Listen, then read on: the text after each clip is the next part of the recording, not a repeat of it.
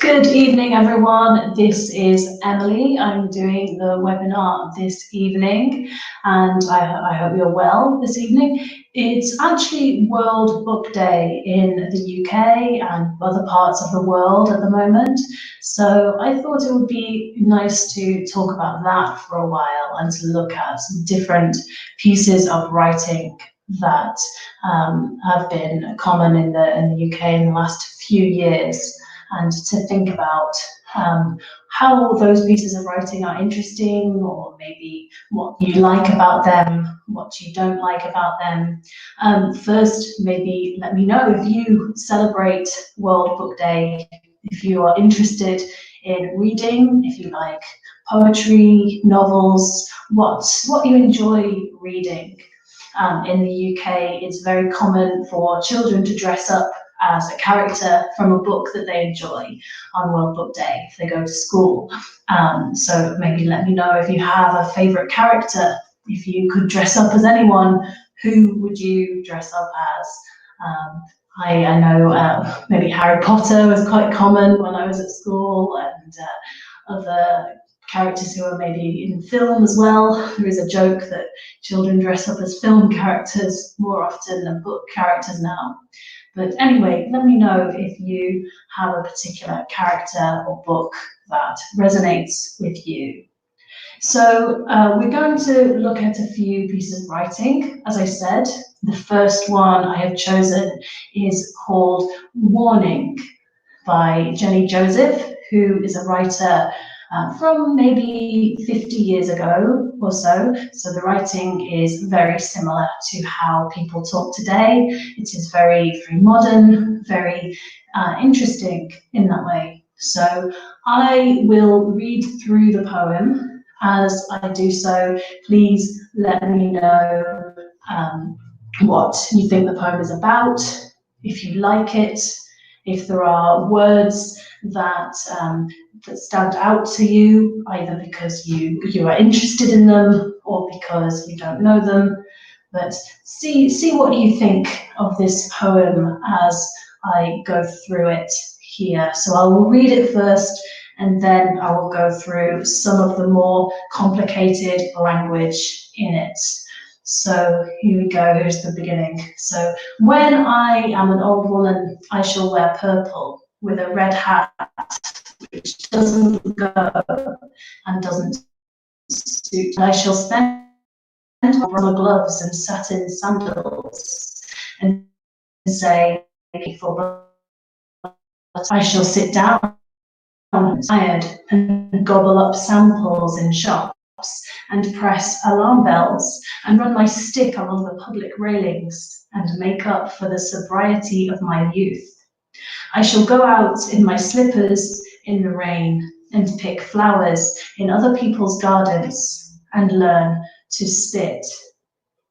You can wear terrible shirts and grow more fat and eat 3 pounds of sausages at a go, or only bread and pickle for a week and hoard pens and pencils and beer mats and things in boxes. But now we must have clothes that keep us dry and pay our rent, and not swear in the street and set a good example for the children. We must have friends to dinner and read the papers. But maybe I ought to practice a little now, so people who know me are not too shocked and surprised when suddenly I am old and start to wear purple. So I will give you a second to think about that. I know there is some language that you may not know there. So gobble up is one phrase that you are not sure about. So if I go back to it, we have gobble up samples. So to gobble is to eat very quickly and very impolitely. Maybe if you're very hungry, you gobble up things. Or if you are just generally not a neat and tidy eater. Here, maybe samples such as cheese samples that sometimes shops offer you to ask for more custom if you want to go back to that. Okay. What do you think this poem is about? What is Jenny Joseph talking about here? While you think about that, I will go through some more of the language in it. So you may not know, for example, make up for. So make up for is to compensate. So to compensate for times that she didn't drink in her youth, for sobriety there. And the adjective for sobriety is a noun. The adjective is sober. If you are sober, maybe you are serious or you don't drink. It's a very unusual youth there if you are very sober. Okay, and if I go to the end there, yeah, if there's any more words. So we have hoard. If you hoard something, you collect it and you are very reluctant to get rid of anything. You want to keep all of the things you have. And a person who hoards things is called a hoarder. There are some interesting TV series about hoarders and hoarding. Okay, let me know if there are any other words you would like me to go through there. One interesting grammar point is that she uses shall quite a lot. I shall wear purple instead of will. And as you know, will is often for decisions that you make in a moment, which seems quite appropriate here. Shall just adds a bit more emphasis. It's saying this is not just a decision, but this is a really determined, really stubborn decision.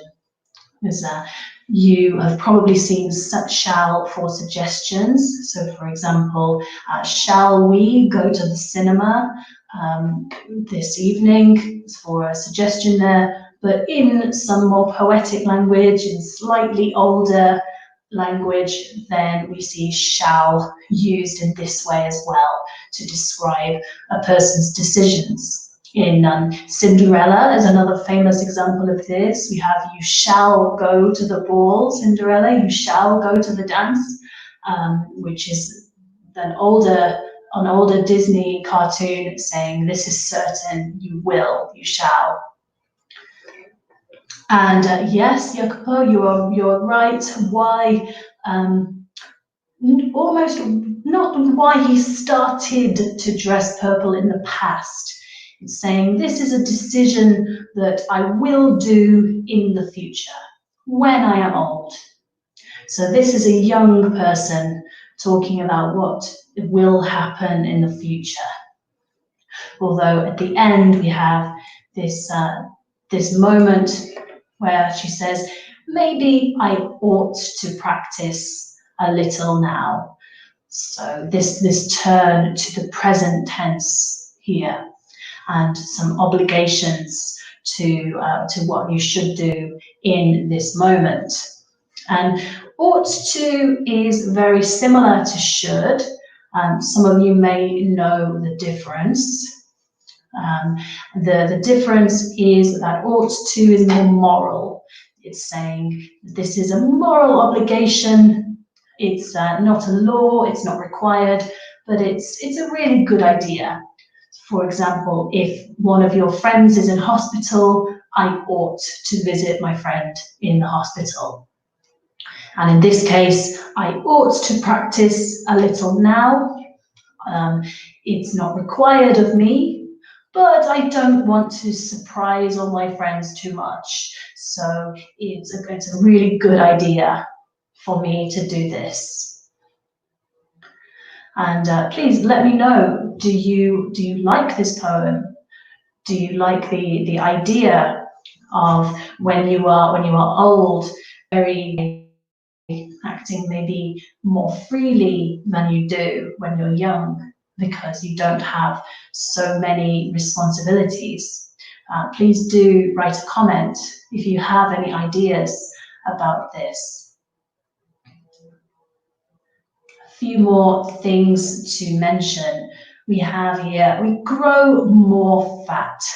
And as you know, normally for words like fat, very short adjectives, we have the ER on the end. We have fatter is much more common. This is just because it is a poem, it's very literary. There is some flexibility about things like grammar rules, things like the adjectives. We use them a bit differently. If that interests you or confuses you. Yes, Jacoba, ought to is like could and shall. It is a modal, it is what we call a semi-modal, but it's slightly different to should because it's more moral obligation. And now, do you have any other ideas or other questions about this text? Please let me know if you like it, if you don't like it. I just want to mention in the second line we have a red hat which doesn't go. So with doesn't go here, we're using go to mean the two things do not go well together. There is no, they don't complement each other. They so purple and red, maybe colours that are not good to wear together. And suit me, similarly, it's not fashionable for me. Maybe it's bad for my body shape. Yeah, you probably know which clothes suit you or don't suit you.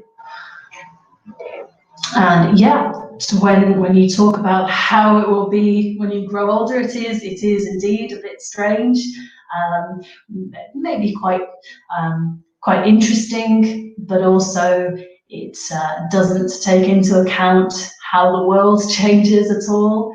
This is a very internal world, this world of the poet, and this you, we have this you here, you can wear terrible shirts, probably a partner or a friend, and we have lots of possibilities here. This is all about possibilities and obligations, which is why we have so many modal verbs, so many semi-modal verbs. We talked about must and shall. We also have can here, and we have must as well. We must have clothes that keep us dry. This is an obligation to life when you are a member of society, when you are paying taxes, you're working. Maybe you agree or disagree with the point of view in this poem. And warning, again, the title, we have a warning, an alert for something that will happen in the future. It's a very strong title there, saying be careful with what you are reading in this poem.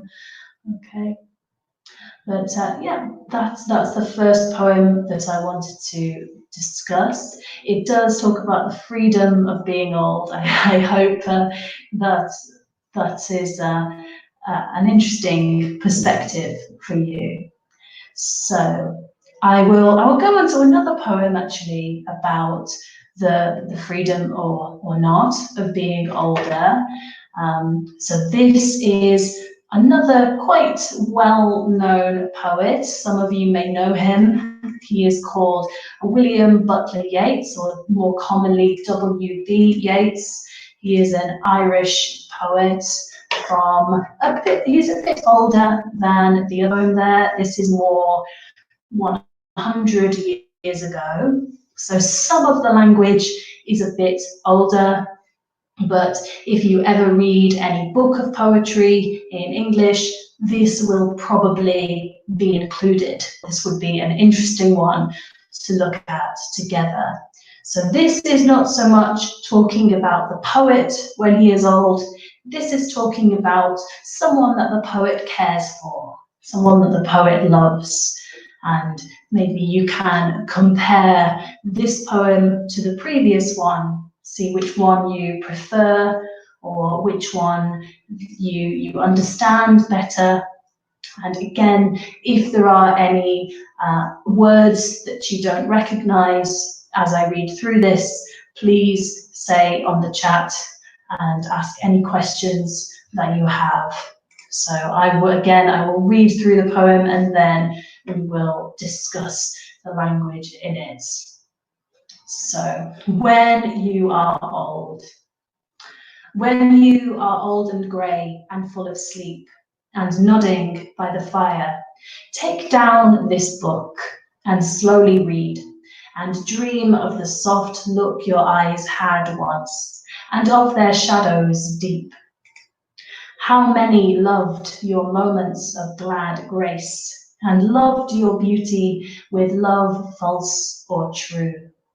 But one man loved the pilgrim soul in you, and loved the sorrows of your changing face. And bending down beside the glowing bars, murmur a little sadly how love fled, and paced upon the mountains overhead, and hid his face amid a crowd of stars. So I will give you a second to think about that.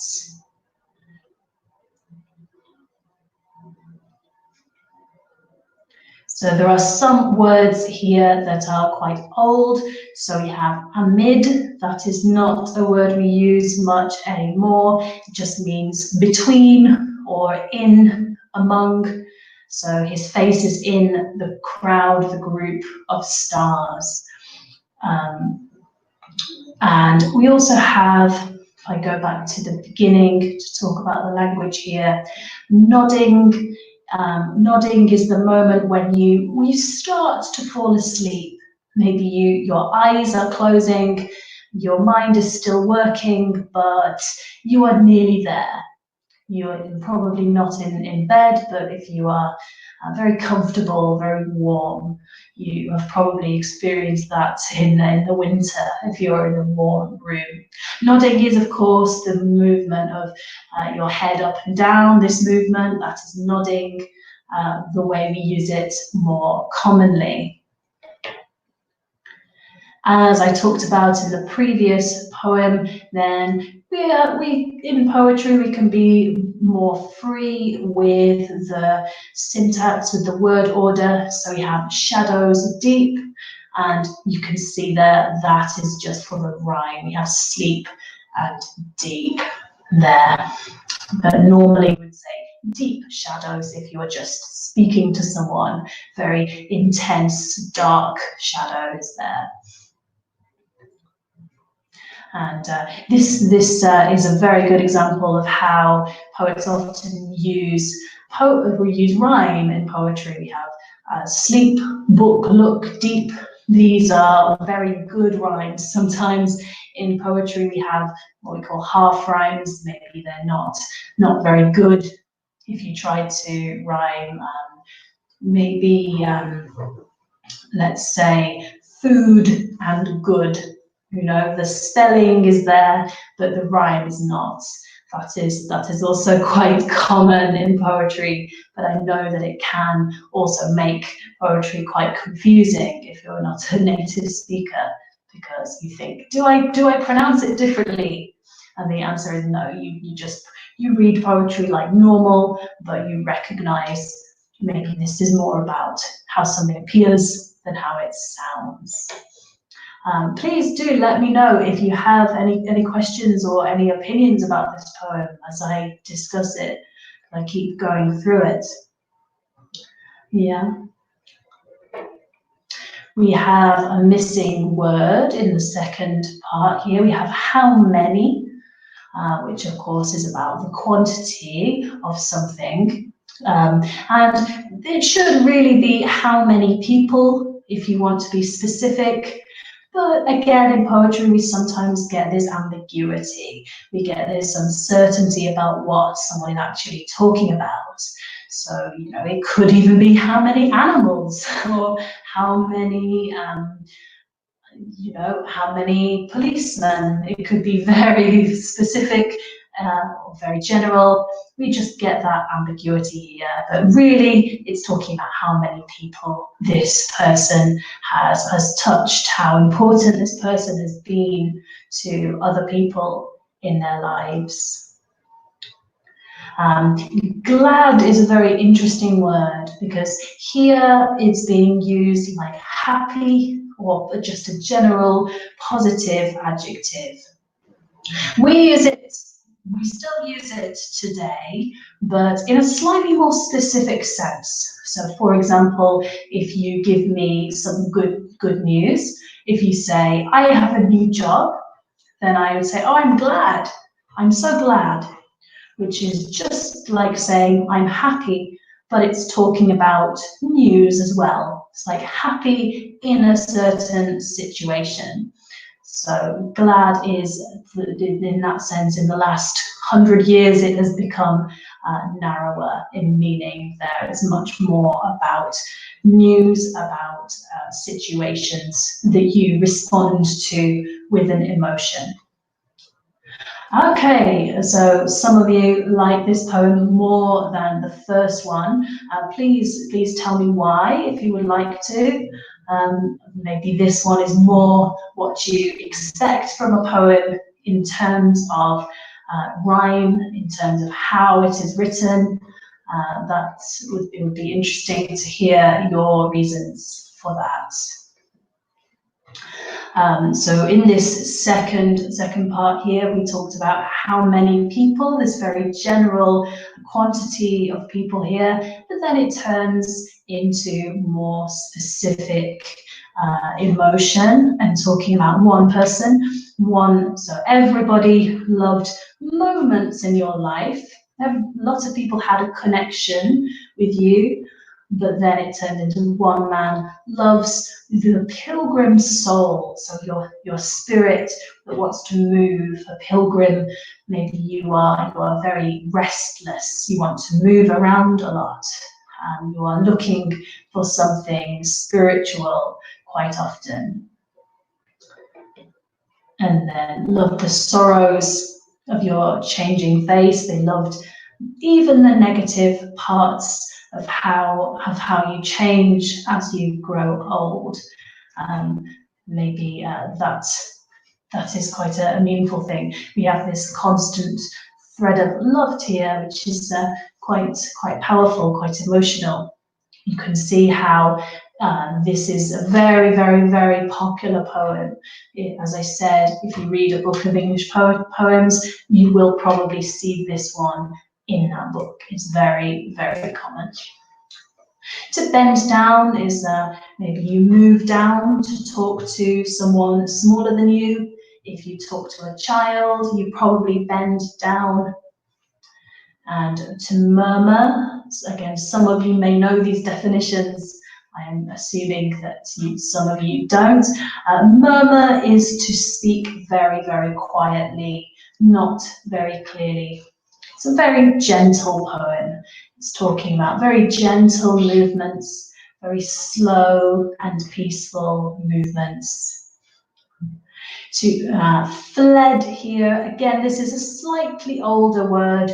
We occasionally use it more often in the past tense than the present. The present tense is flee, F-L-E-E.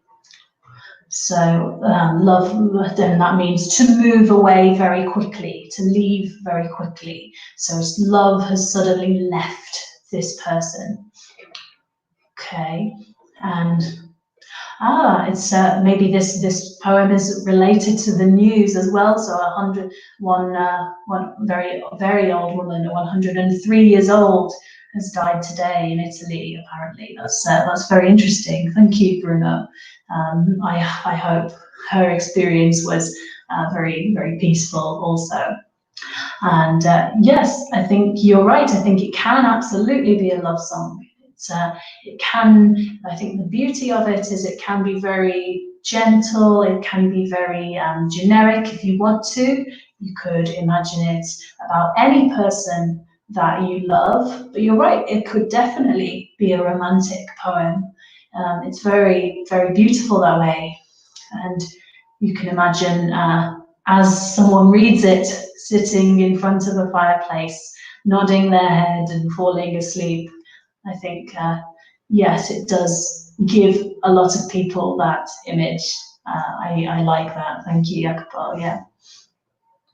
Okay. One more word I want to mention, paced here. So to pace is just to move, similar to walk, but it's emphasizing each specific step that you take.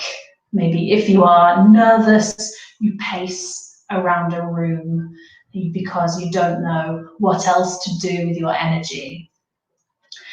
Pace as a noun, you can also use to mean the speed of something. If you have a quick pace, it means you're very fast, very speedy. Okay. Please let me know if you have any questions or any other opinions about this poem.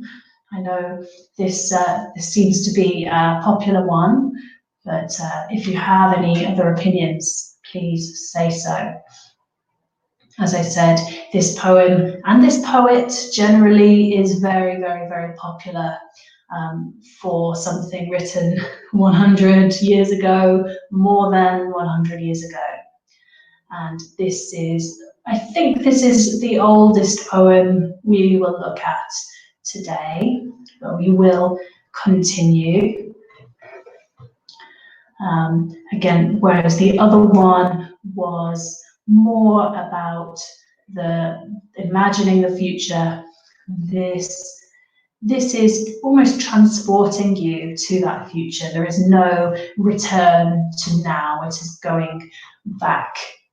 It is going forward, and it's staying in that moment. And you know, at the end, you end up in the stars. So it's like going from the earth, this very normal moment of imagining, and then ending up in this amazing moment, this amazing group of stars, which I think is a really beautiful way to end a poem, in my opinion. But let me know what you think. I will just leave the beginning up for another minute if you would like to look again at that. And this is just called After the Beginning, When You Are Old, if you want to find it again for yourself. But again, if you have any questions about any of the poems, even if we move on, please still give me your thoughts.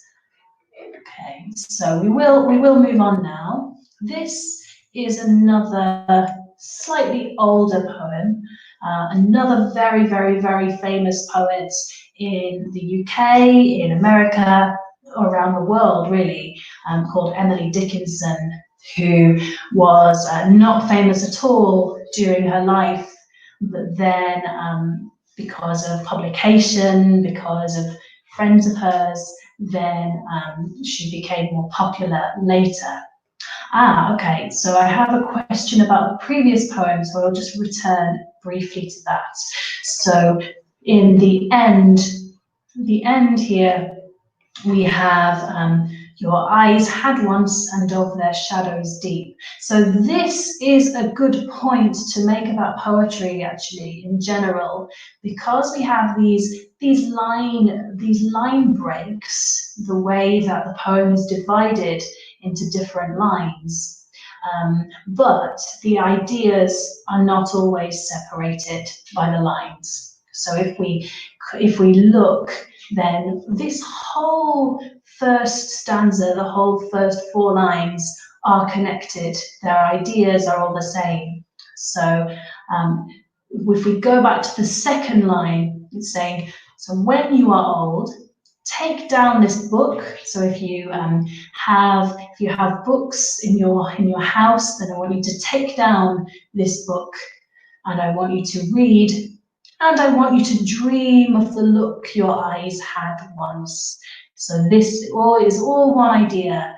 So dream of the way your eyes used to be, once being, once upon a time, in a different moment in time. Dream of how your eyes looked then, and of their shadows deep. Again, this is talking about how your eyes looked. So maybe your eyes had very deep shadows. Maybe you had bags under your eyes, and I don't know why you would want to remember that, but maybe it makes this poet quite nostalgic for that.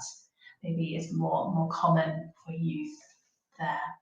But that is a really good question, because it's a good reminder that even though the lines break down the ideas, then the ideas continue in different lines.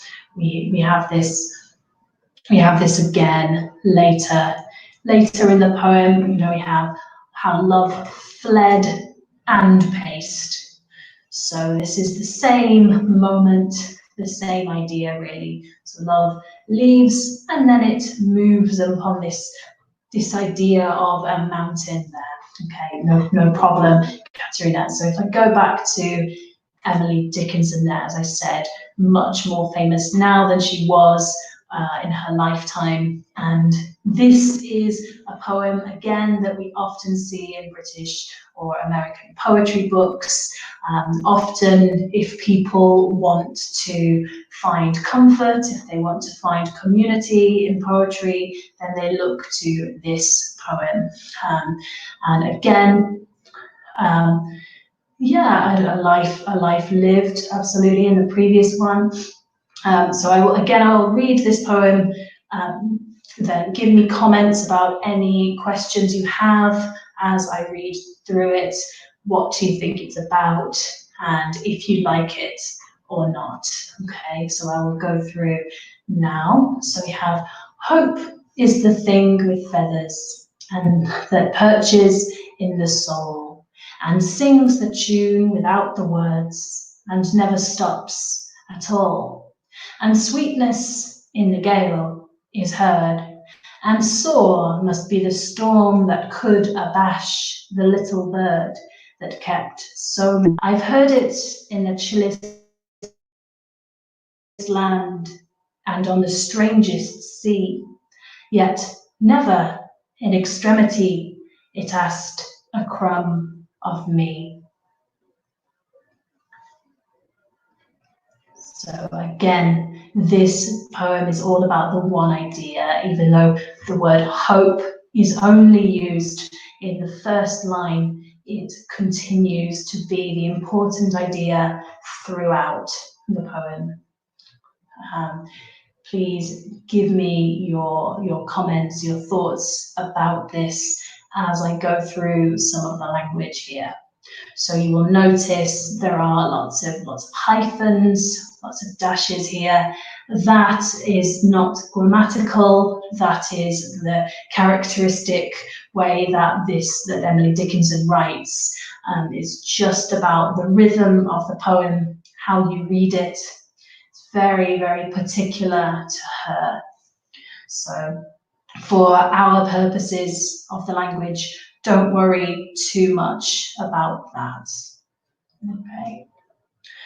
So hope, here we have hope described as a bird, so a thing with feathers, like the plumage that a bird has. You'll have to tell me, do you think hope is a bird? Do you think that is a good metaphor for hope? Saying hope perches in the soul, so it stands somewhere on your spirit. It's the way that a bird stands, it perches. Maybe if a bird is on a tree, it perches there. And the tune, we have maybe a melody there, the way that the instrumental version of a song works, that is a tune. You will notice I say tune like a ch sound and not tune, because that is very difficult and very formal to say. So usually when we have a word beginning with tu, then it becomes ch, becomes chew sound. That you will also recognize from the day of the week. We have Tuesday and not Tuesday, because it's very difficult to have that tia sound. So we make it simpler. We just say Tuesday there. Then similarly, the tune without the words. So this is a melody. We don't know exactly what Hope is saying to us, but we recognize some kind of instrumental. We recognize the song that Hope is singing to us. And we have an example of what I was talking about with half rhymes. In English, we have soul and all here. So this because I'm British, then we probably don't get the full effect here, because Emily Dickinson was an American poet, so her accent would be very different to mine. So we have soul and all.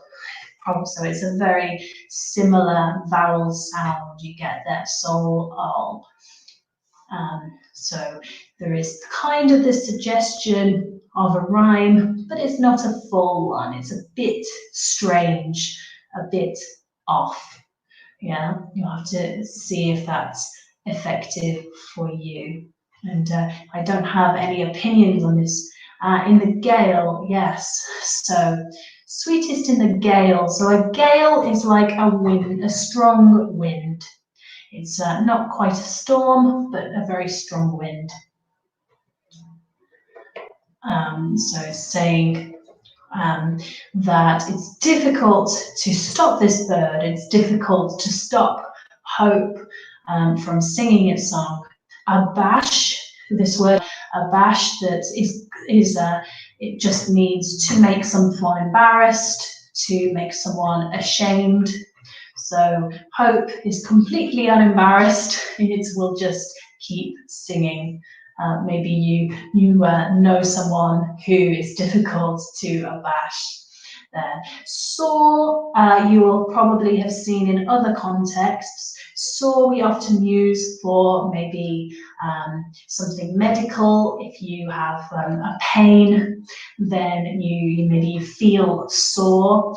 In this context, because this is an older poem, it just means difficult. The storm must be difficult or very strong. But more commonly now, it just means something hurts. If you have a sore back, it means you have back pain. Yeah.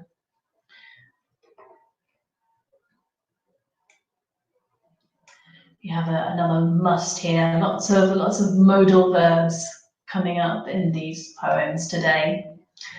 And so in this final one, chillest is, as you can guess, coldest. This is just because it is very literary. More commonly, we have a chilliest with an I included, which also just means coldest. Because in British slang in particular, people say a day is chilly, a day is very cold. That is probably more common than chillest, as you see here. Again, lots of superlatives here. It's a very strong poem, and strong in terms of time phrases as well. So never, even in extreme situations, even when hope is difficult to find, it doesn't ask me for anything. A crumb is just a very, very, very small quantity of something. If you eat bread, if you eat biscuits, there will be crumbs on your plate afterwards. So you can think about the size of those individual crumbs there. And you notice that the B there is silent. So whenever you see a word ending MB, the B is always silent.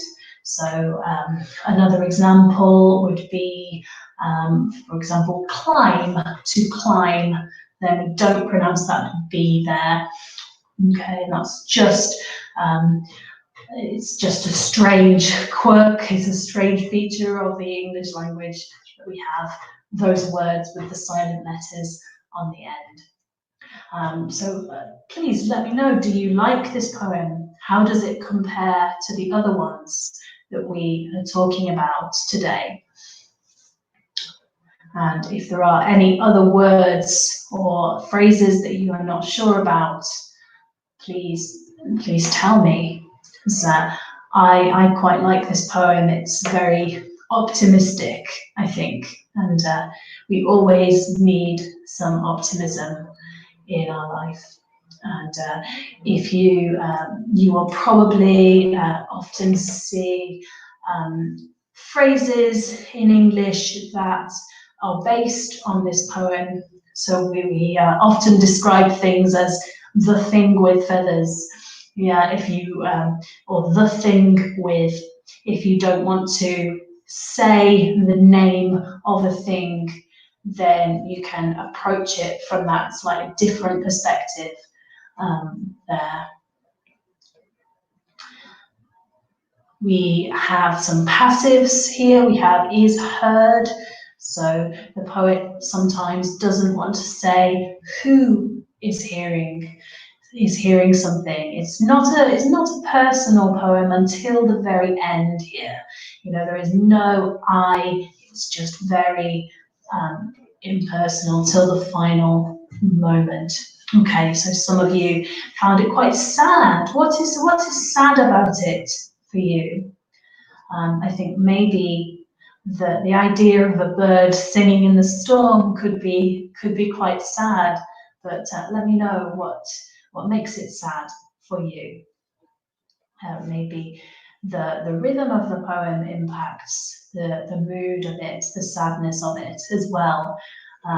But it's always interesting to me, very individual reactions to poems.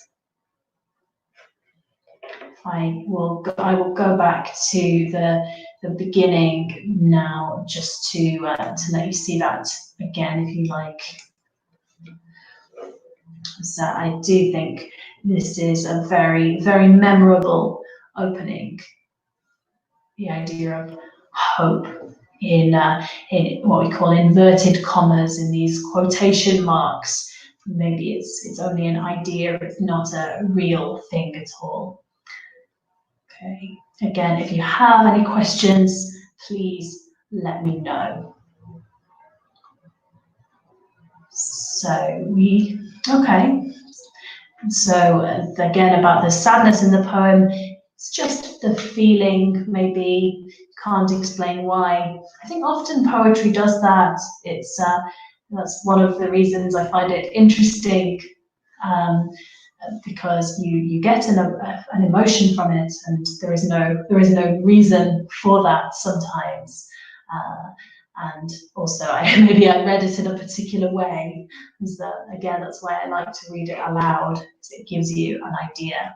Okay, so please, if you have more thoughts, continue to give me your thoughts about any of the poems we are talking about.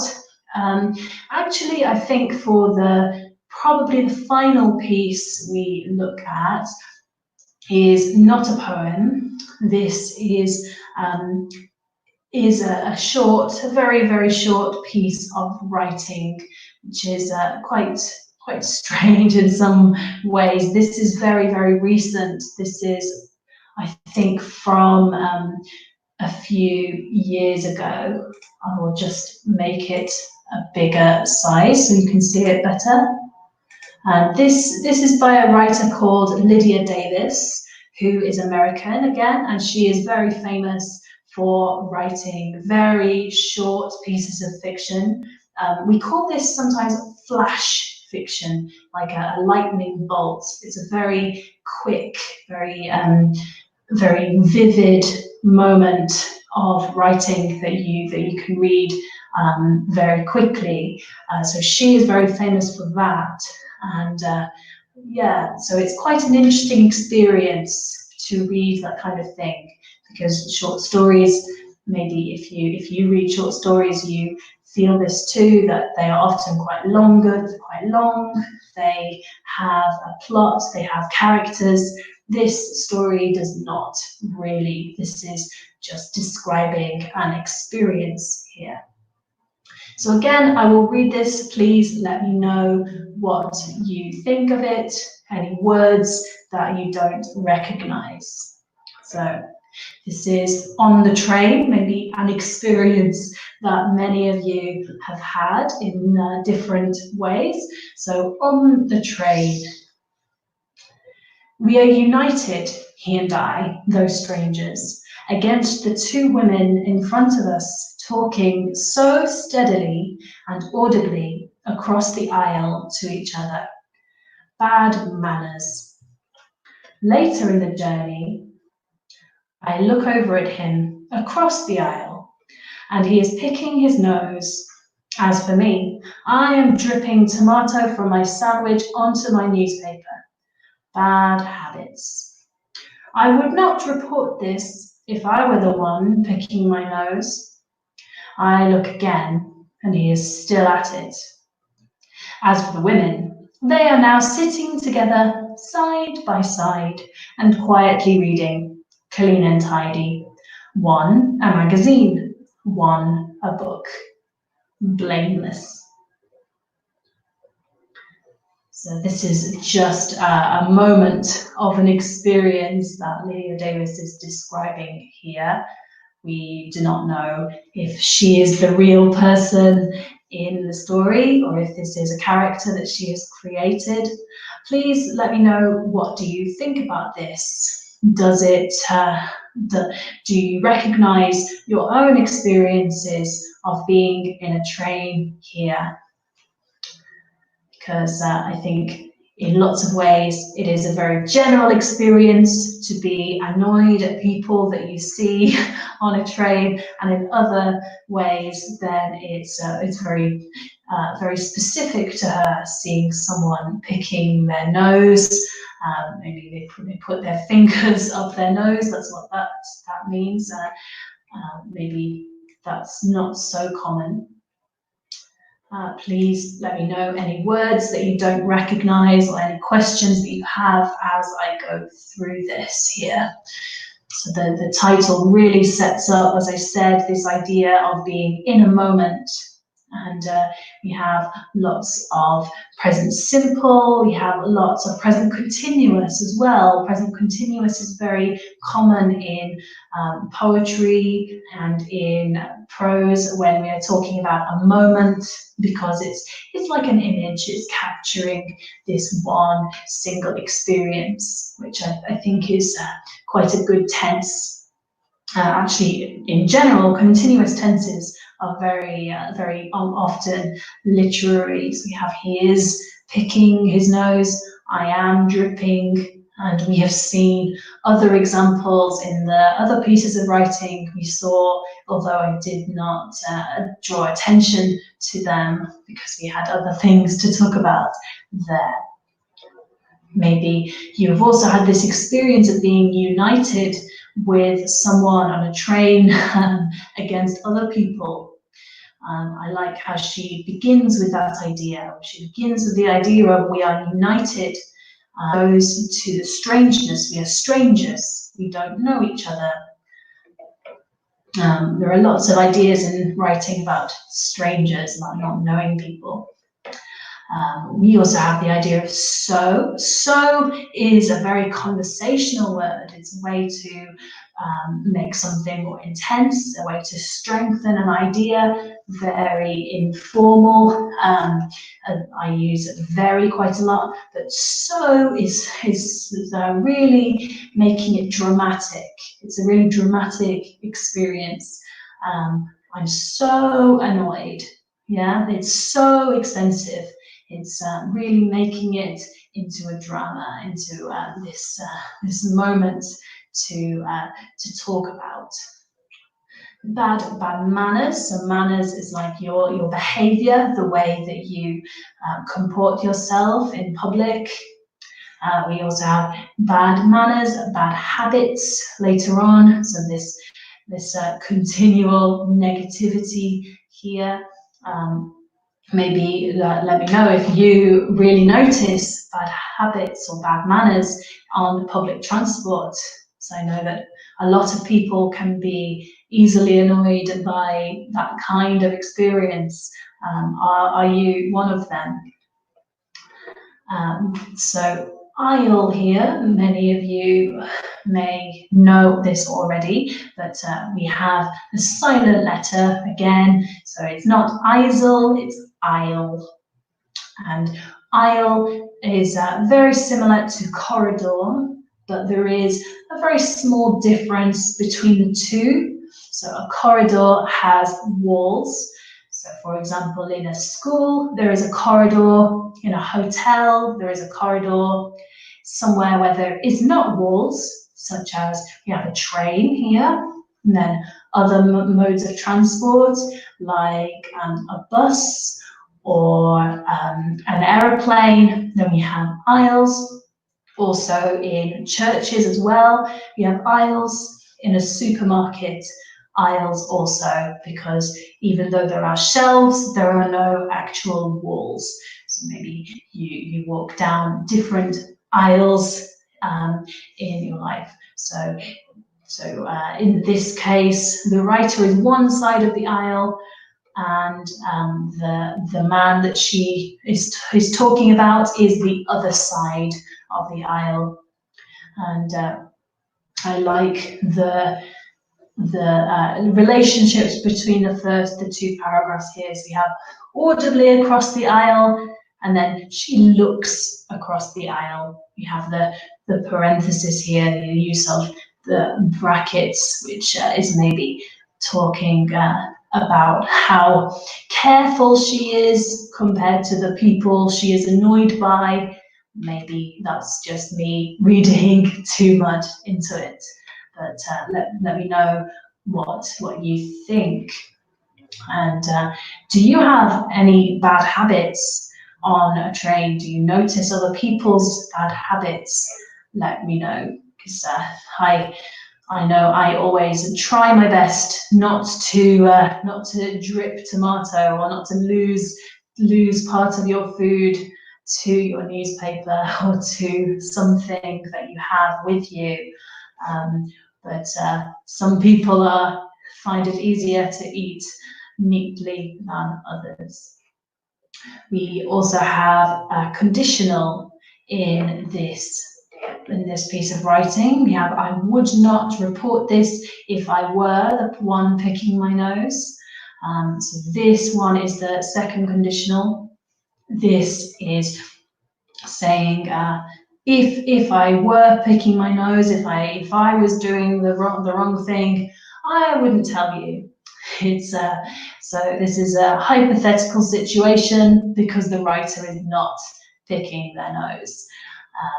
And it's quite interesting, this if I were. So you will notice that normally in a normal sentence we say I was, not I were, but in conditional sentences it's more common to use were for every person. So if he were, if she were, if I were, as well as they were, you were, we were. And this is just a strange feature of the language. It's because historically there were different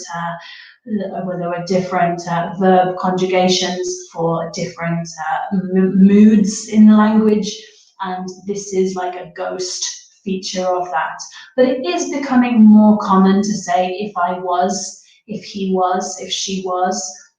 So don't worry too much about remembering why this is true or in which tenses it's true. It's just good to recognize if I were is not a mistake. It's just something, it's just a different feature of the language there. Okay. And that is probably true of me too. If I were doing something wrong on public transport, I would not report it. But if I see someone doing something I probably will. And yes, as some of you have said, everyone has a lot of bad habits on the train, so maybe we should be more careful about which ones we talk about there. Yeah, that is a good point. So you have this sentence now, I look again and he's still at it.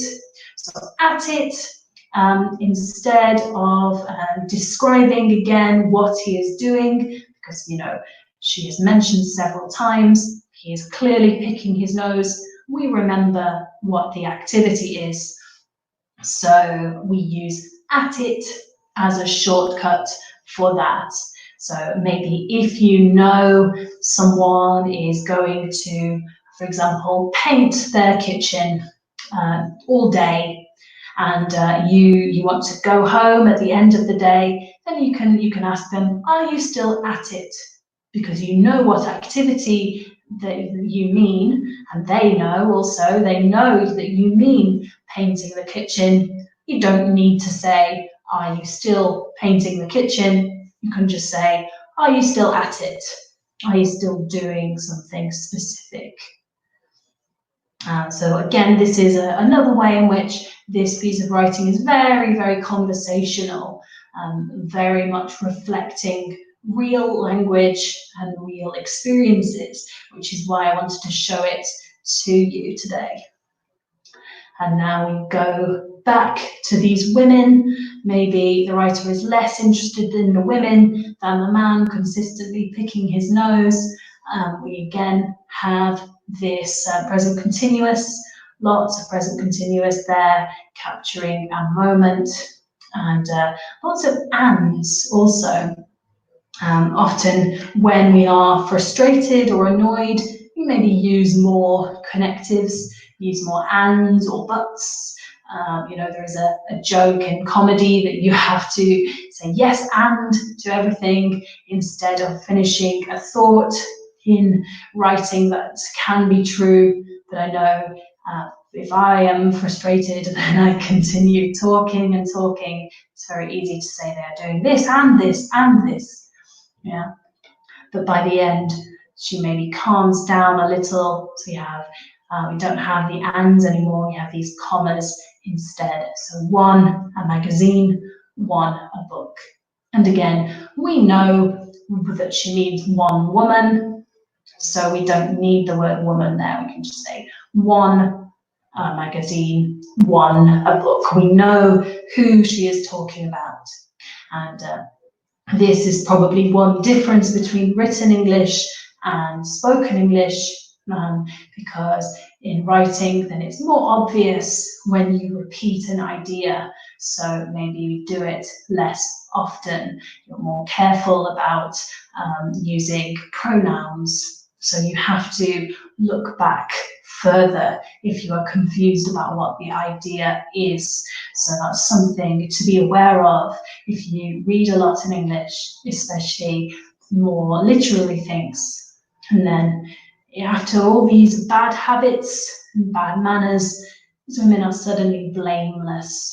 So the writer realizes she cannot blame them for anything. They didn't do anything really that wrong. And we're in a different moment now.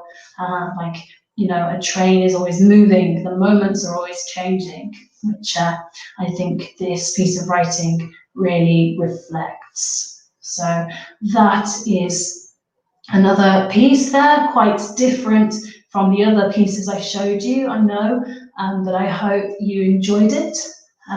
Please let me know if you had a favourite of the pieces of writing. If you have any questions at all, we have 1 or 2 minutes left for questions if you do have anything. I think the main point I have about this piece in particular is in general how conversational it is, how dramatic it is. We talked about so, we also have he's still at it. We use still for saying this is a long period of time. I can't believe this activity is still happening. It's happening now and now and now, and it continues, Yeah. Much like this lesson, you are probably thinking, but we will end the session there. If you don't have any other questions or thoughts, I hope you enjoy different. Yeah. The second poem we talked about was When You Are Old by William Butler Yeats, more commonly W.B. Yeats, was the second poem we discussed there, as one of you asked. Okay, so now I will sign off. I hope you can find some more time this World Book Day to read, or in the future read some more English language writing, and in general have a lovely evening, and I will see some of you very soon, I'm sure. Okay, goodbye everyone.